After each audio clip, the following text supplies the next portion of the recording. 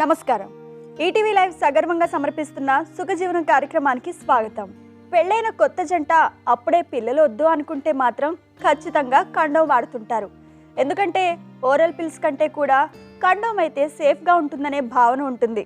అంతేకాదు వయసులో ఉన్న పురుషులు పరాయి అమ్మాయితో సెక్స్లో పాల్గొనేటప్పుడు సుఖవ్యాధులు రాకుండా కూడా కండోమ్స్ని వాడుతుంటారు. వీటిలో ఎలాంటి రకాలుంటాయి, ఇవి పనిచేయకపోతే ఏం చేయాలో చాలా మందికి అవగాహన ఉండదు. అంతేకాదు అసలు సరైన అవగాహనే లేని వయసులో కూడా చాలా మంది శృంగారంలో పాల్గొని లేనిపోని వ్యాధుల్ని కొని తెచ్చుకుంటారు. నిజానికి కండోమ్స్లో ఎన్ని రకాలుంటాయి? పెళ్లి కాని అమ్మాయిలు అబ్బాయిలు శృంగారంలో పాల్గొనవచ్చా? ఎలాంటి జాగ్రత్తలు తీసుకోవాలి? ఇలాంటి ఆసక్తికరమైన విషయాల్ని ఈరోజు డాక్టర్ సమరం గారిని అడిగి తెలుసుకుందాం.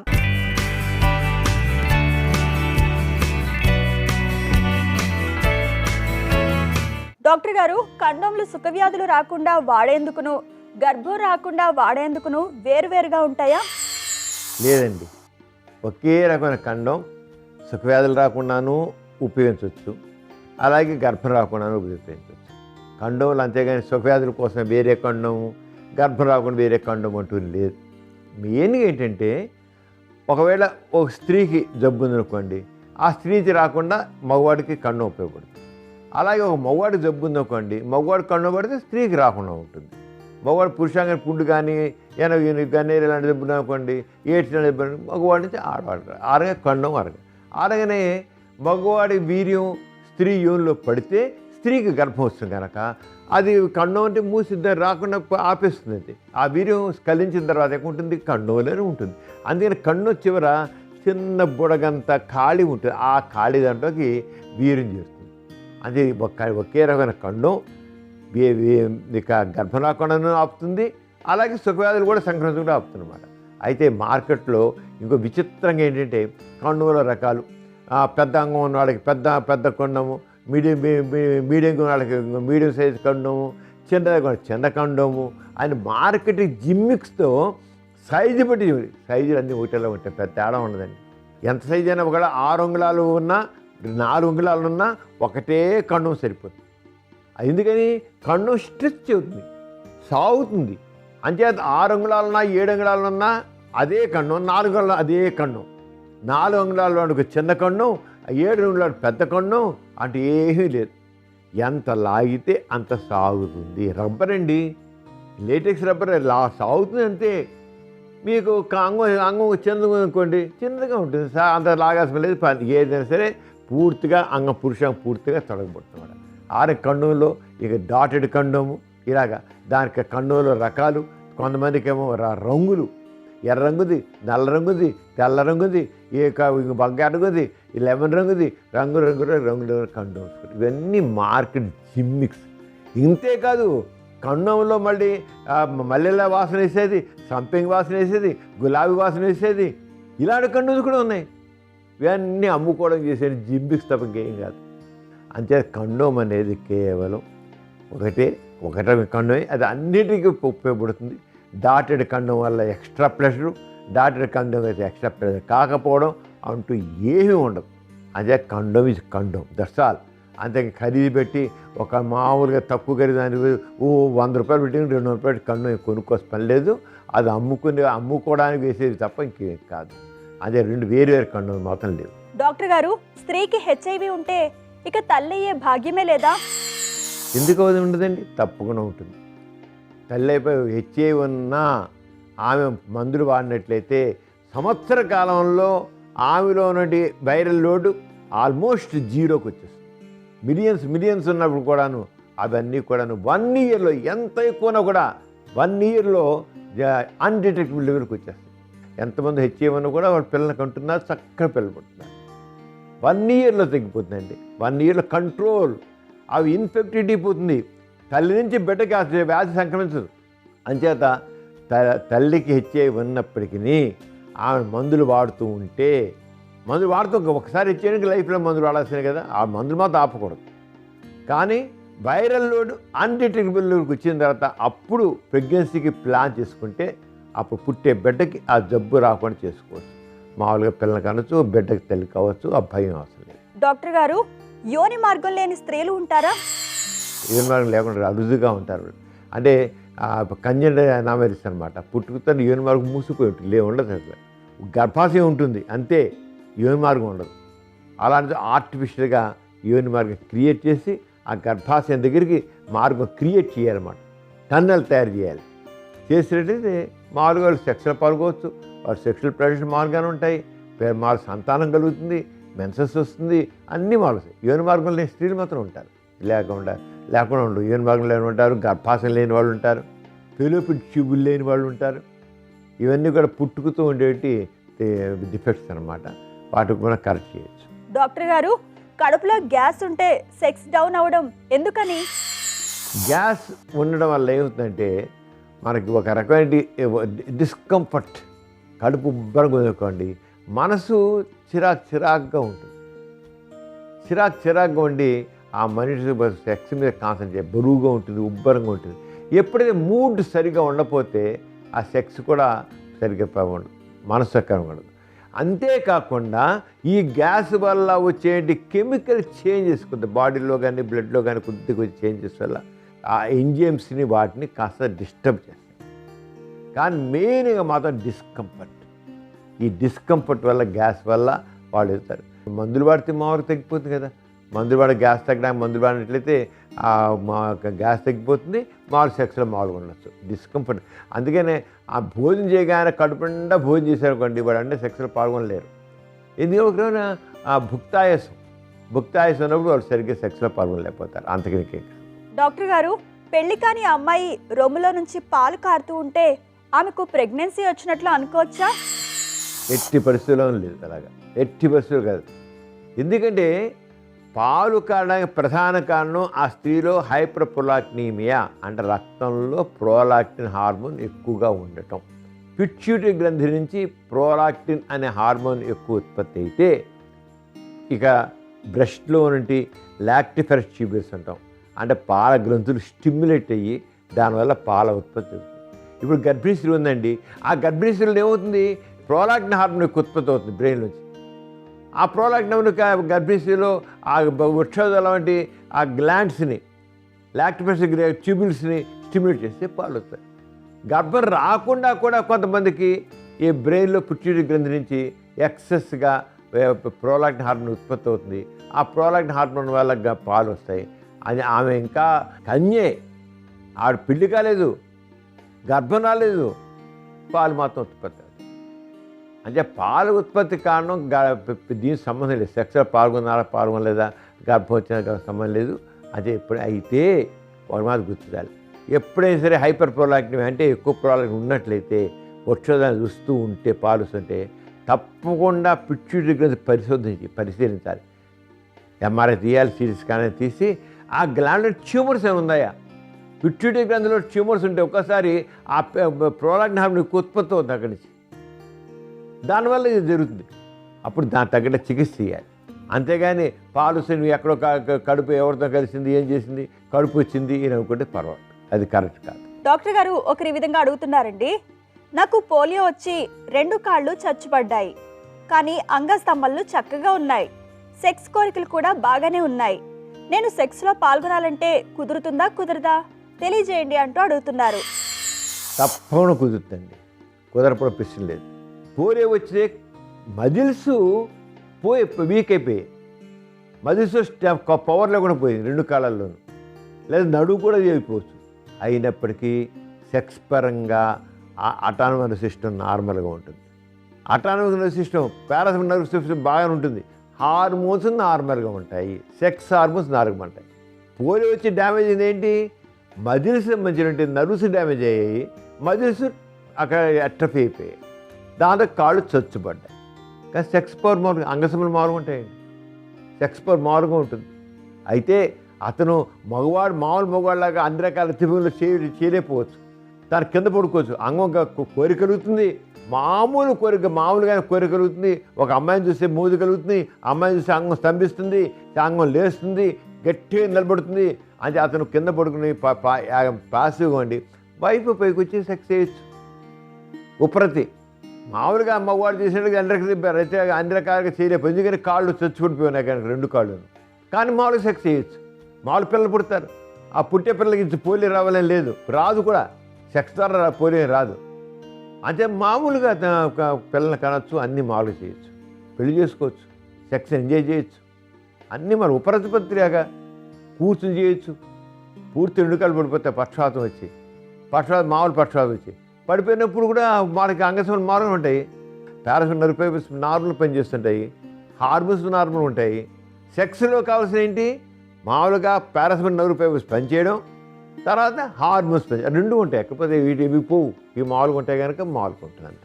డాక్టర్ గారు మరొకరి విధంగా అడుగుతున్నారండి, మదపిచ్చి ఉన్న స్త్రీలని తృప్తిపరిచే విధానం ఏంటి అంటూ అడుగుతున్నారు.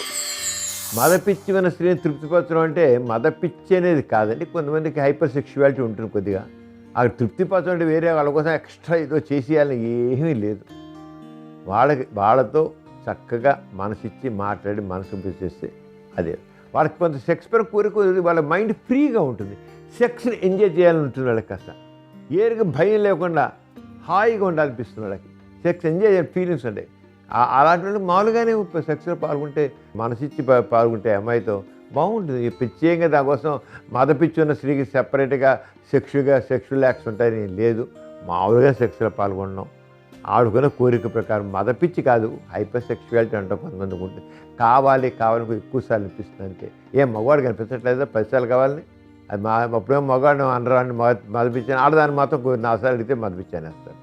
ఏం కాదు, మదపిచ్చేం కాదు, అది పిచ్చేం కాదు. అయితే రేర్ కేసుల్లో హైపోమేనియా అంటాం, మెంటల్ డిసీజ్ ఉంటాయి. అలాంటి కేసుల్లో లింఫోమేనియా కొంత ఆడవాళ్ళు అది పిచ్చి మాటి సెక్స్ కావాలనిపిస్తుంది. వాళ్ళు ఎప్పుడు వాళ్ళు సెక్స్లో ప్లెజర్ పొందరు. వాళ్ళు ఈ లింఫోమేనియా ఉన్నవాళ్ళు కానండి, వీళ్ళు సెక్స్లో ప్లెజర్ పొందరు. వాళ్ళు ఆలోచిస్తే మాట చేయాలి, సెక్స్ కావాలని అనుకుంటారు అంతే.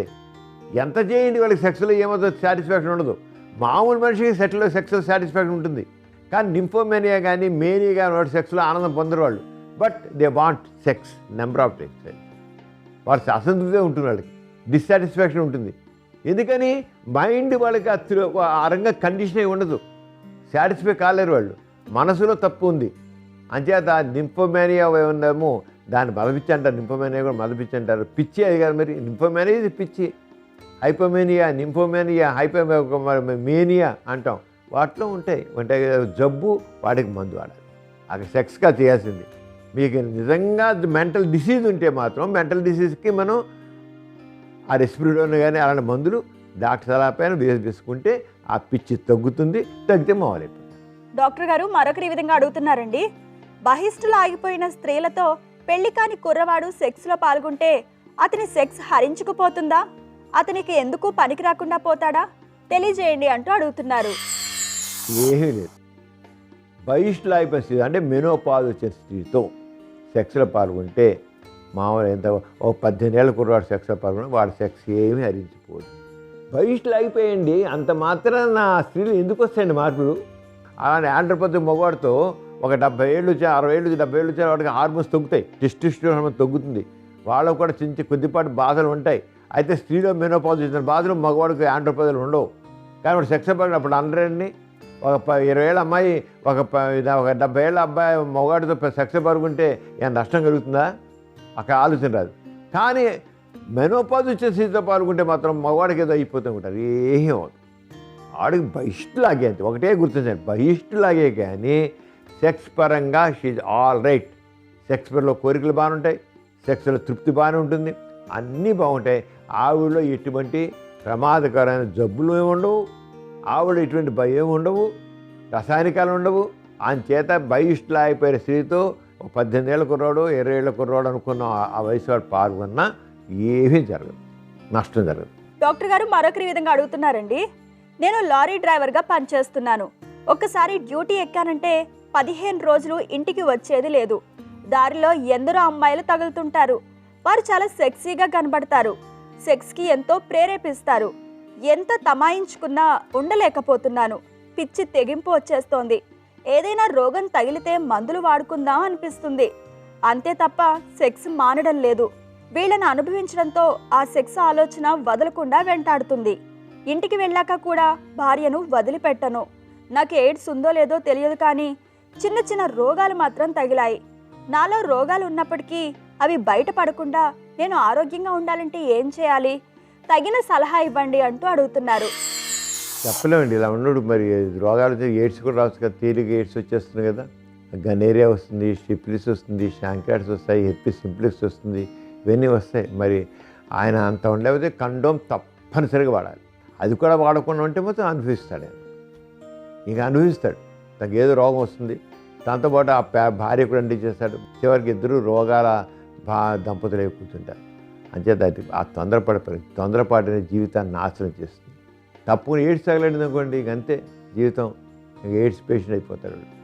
అంచేత నేను తొందరపాటు నేను ఆపుకోలేను, నాలో కోరిక దహించేస్తుంది, నేను తట్టుకోలేను, నేను చేసేస్తానన్నమాట కరెక్ట్ కాదు. అది విజ్ఞత కాదు. తప్పనిసరిగా మనసు కంట్రోల్ పెట్టుకోవాల్సింది. రోడ్డు మీద కమంటారు కదా, ఇంక అందరితో వెళ్ళిపోతాడా? చాలా తప్పు అసలు అది చేయాలి. ఇప్పటికే వచ్చాడు డాక్టర్ దగ్గర చూపించి కనీసం ఇప్పటికైనా ఒకటే చేయాలని రాకపోతే కనీసం ఎప్పటి నుంచైనా సరే కండోమ్ జాగ్రత్త వాడుకొని చేసుకుని. డాక్టర్ గారు మరొకరి విధంగా అడుగుతున్నారండి. పెళ్ళైన కొత్తలో సెక్స్లో వైఫల్యాలు సహజమే అంటారు. అసలు ఆ వైఫల్యాలు ఎందుకు కలుగుతాయి? వాటిని అధిగమించడం ఎలా? నాకు త్వరలో పెళ్లి కాబోతోంది. నేను మొదటి రాత్రే మా ఆవిడికి నా మగతనాన్ని ఫుల్గా చూపించాలని ఉంది. అది సాధ్యం అంటారా కాదంటారా? తెలియజేయండి అంటూ అడుగుతున్నారు. పెళ్ళి అయిన ప్రతి ఒక్కరిలోనూ వైఫల్యాలంటే ఉండవండి, కొద్ది మందిలోనే ఉంటాయి. అవి ఏంటంటే ప్రధానంగా ఒకటంటే వాళ్ళు తెలియని భయం ఉండడం, పెర్ఫార్మెన్స్ యాంగ్జైటీ. అది భయం కాదు, భయం వల్ల అంగం సరి స్తంభించదు. ఆ భయం మగవాళ్ళు ఉండొచ్చు, ఆడవాళ్ళు ఉండొచ్చు. గుర్తించండి, ఒక్క మగవాళ్ళనే కాదు, స్త్రీలలో కూడా భయం ఉంటుంది. సెక్స్ అంటే భయం ఉంటుంది. ఏదో లోపల దూసుకెళ్ళి చిరిగిపోతుంది, యోని చిరిగిపోతుంది, రక్తం కారిపోతుంది అనుకుంటారు. ఏం కాదు. దాంతో అంటారు వాడు బీసుకుంటే యోని దగ్గర కండాలు బీసుకుంటాయి. ఇంకా మగవాడికి అంగం ఎంత గట్టిపడ్డా పెనట్రేషన్ జరగదు, లార్డ్ పురుషాంగం ప్రవేశించదు. ఎందుకని? వజినస్ మిస్. కానీ మగవాడు ఏమనుకుంటాడంటే నేను చేయలేకపోతున్నాను, నేను ప్రవేశపెట్టలేకపోతున్నాను, నేను పెనట్రేట్ చేయలేకపోతున్నాను కూడా. మగవాడు కాదు అక్కడ ఫాల్ట్, ఆడదాన్నే ఫాల్ట్ అక్కడ. అంచేది ఎప్పుడు సరే సెక్స్ యాక్ట్ జరగకపోతే ఆడవాళ్ళు మగవాళ్ళు ఇద్దరు పరీక్ష చేయించుకోవాలి. అమ్మాయి అబ్బాయి ఇద్దరు పరీక్ష చేయించుకోవాలి. ఇద్దరికి కౌన్సిలింగ్ చేయాలి. ఇద్దరిని సైకలాజికల్ కౌన్సిలింగ్ చేసి వాళ్ళ భయాలు ఉన్నాయా, అమ్మాయిని తప్పకుండా అడగాలి, అమ్మాయి నీకేంటి ఎటువంటి భయాలు ఉన్నాయి ఏమిటి కనుక్కోవాలి. ఆడవాళ్ళలో కూడా ఆ సైకలాజికల్ ఎఫెక్ట్ ఉంటుంది. అంటే సైకలాజికల్ ఎఫెక్ట్ ఉంటుంది. ఇది మగవాళ్ళు యాంగ్జైటీ వల్ల పెర్ఫార్మెన్స్ యాంగ్జైటీ, ఆడపిల్లలో వెజినస్ మిస్ అంటాం, వెజినస్ మిస్ కావచ్చు. ఇంతే కాకుండా అసలు సెక్స్ చేయడం తెలియదు. అసలు సెక్స్ అనేది ఎలా చేయాలో అనేది, ఏ పద్ధతులు చేయాలి, ఏ పొజిషన్ చేయాలి అనేది కూడా తెలియదు. పక్క పడుకుంటారు, అసలు అంగం లోపలికి వెళ్ళదు. అసలు రెండు థైస్ మధ్య గిడుతాగానే విజయంలో పెనట్రేట్ చేయదు. ఈ పొజిషన్లో చేయాలనే ఆలోచన లేని వాళ్ళు ఎంతమంది ఉన్నారు. దాని కారణం ఏంటి? సెక్స్ ఎడ్యుకేషన్ లేకపోవడం. ఎలా చేయాలో తెలియదు, అంతే. దాంతో వాళ్ళు దెబ్బతింటారు. అంటే చాలా వరకు వాళ్ళు ఒకటి సెక్స్ ఎడ్యుకేషన్ ఇవ్వడం, రెండోది యాంగ్జైటీ, టెన్షను, భయం, కంగారు, గాబరా, లేని పని అపోహలు, ఇన్ని రకాలుగా ఉంటాయి. అలాగే ఇద్దరి మధ్య సరే కోఆపరేషన్ లేకపోవడం. ఇప్పుడు వద్దులే, ఇప్పుడు తలా చేద్దాంలే, ఇప్పుడు వద్దులే, పోస్ట్పోన్మెంట్, భయంతో పోస్ట్పోన్మెంట్. అబ్బాయి వద్దంటాడు, అమ్మాయి ఒకసారి అమ్మాయి వద్దంటాడు, ఒకసారి అబ్బాయి వద్దంటాడు. ఇవన్నీ అందుకని ఎప్పుడైనా సరే అండి pre marital counselling very very important. So పెళ్లి చేసుకునే ముందు ఇద్దరు కూడా వెళ్ళి డాక్టర్కి వెళ్ళి మా ఫస్ట్ ఎయిడ్ మీద తగ్గ చేయాలంటే ఏం చేయాలండి అని కౌన్సిలింగ్ పొందితే డాక్టర్ని చెప్తారు, చక్కగా దొరుకుతుంది. ప్రీ మ్యారిటల్ కౌన్సిలింగ్ కావాలి. మన దేశంలో ప్రీ మ్యారిటల్ కౌన్సిలింగ్ లేదు. మొదటి రాత్రి ఇద్దరు బదిలో పిలుస్తారు, వాళ్ళకి భయంగా ఉంటుంది. వాళ్ళకు పెద్ద పరీక్షలా కూడా. వాడు చేయకపోతే వాడు మొదటి రాత్రి అమ్మాయి వాడు కొద్దిగా లేబుల్ చేసి పెడతాడు. వాడు పనికిరాడు, నపుంసకుడు, అంగట్లు అన్నీ ఉన్నాయి అల్లుడు చిన్నట్లుగా. వాడికి అన్నీ బాగానే ఉంటాయి, వాళ్ళు ఉన్న భయం వల్ల చేయలేకపోతాడు, వాడు నపుంసకుడు ముద్ర. అలాగే ఈ అమ్మాయికి అన్నీ బాగుంటుంది, ఎక్కడ భయం వల్ల చేయలేకపోతుంది, అమ్మాయి ఏదో కోఆపరేట్ చేయదు అంటారు. కోఆపరేట్ చేయకపోవడం కాదు, భయం వల్ల ఉందండి. కోఆపరేట్ చేయడం పోవనేది. అంచేత సరే సెక్స్ ఎడ్యుకేషన్ కావాలి, కౌన్సిలింగ్ కావాలి. Pre marital counselling very very important. Doctor గారు మరొకరి విధంగా అడుగుతున్నారండి. నాకు పురుషాంగం చివర శిశ్నం దగ్గర చిన్నపాటి వాపు ఉంది, నొప్పి లేదు. కానీ ఇది ఎందుకో తెలియక భయంగా ఉంది. ఈ వాపు నన్ను ఏమైనా చేస్తుందా? సెక్స్కి ఏమైనా ఇబ్బంది కలిగిస్తుందా, నేనేం చేయాలి అంటూ అడుగుతున్నారు. వాపు అంటే దీనివల్ల చూడాలండి, రకరకాల కారణాలు ఉండొచ్చు కదా. వాళ్ళకి అసలు పూర్వచర్మం అసలు మూసిపోయింది అనుకోండి, కింద స్మెగ్మా గట్టిగా తయారవుతుంది, ఇన్ఫెక్షన్ ఉండొచ్చు. ఒకసారి బెలనైటిస్, పాస్టైటిస్ అంటాం. ఆ వాపు ఏంటో చూడాలి. ట్యూమర్స్ ఉండవు అనుకోండి, ఇన్ఫెక్షన్ కావచ్చు. ఎప్పుడైనా సరే తేడా ఉంటే డాక్టర్ చూపించుకోవాలండి. డాక్టర్ చూసి అవసరం కొంతమందికి సుంతి కూడా చర్మం కట్ చేయాల్సి వస్తుంది. డాక్టర్ చూపిస్తే కాన్వెంట్ అనేది తెలుస్తుంది. డాక్టర్ గారు మరొకరు ఈ విధంగా అడుగుతున్నారండి. మా ఆవిడకు 65 సంవత్సరాలు, నాకు 70 సంవత్సరాలు. నేను సెక్స్లో పాల్గొనడం మానేసి 5 సంవత్సరాలు పైనే అయ్యింది. నాలో సెక్స్ పూర్తిగా చచ్చిపోయింది. కానీ మా ఆవిడికి నా మీద అనుమానం. నాకెవరితోనో సెక్స్ సంబంధం ఉన్నట్లు, అందువల్లే ఆమెతో ఉండడం లేదని భావిస్తోంది. నన్ను సూటిపోటి మాటలతో చంపుకు తింటుంది. తనతో సెక్స్లో పాల్గొనాలని ఫోర్స్ చేస్తుంది. నాలో అంగస్తంభంలే లేవు కదా, ఇక సెక్స్ ఎలా చేయగలను? కానీ ఆవిడ నేను ఎవరితోనో సెక్స్లో పాల్గొని ఈవిడ దగ్గర చేయలేకపోతున్నానని అంటుంది.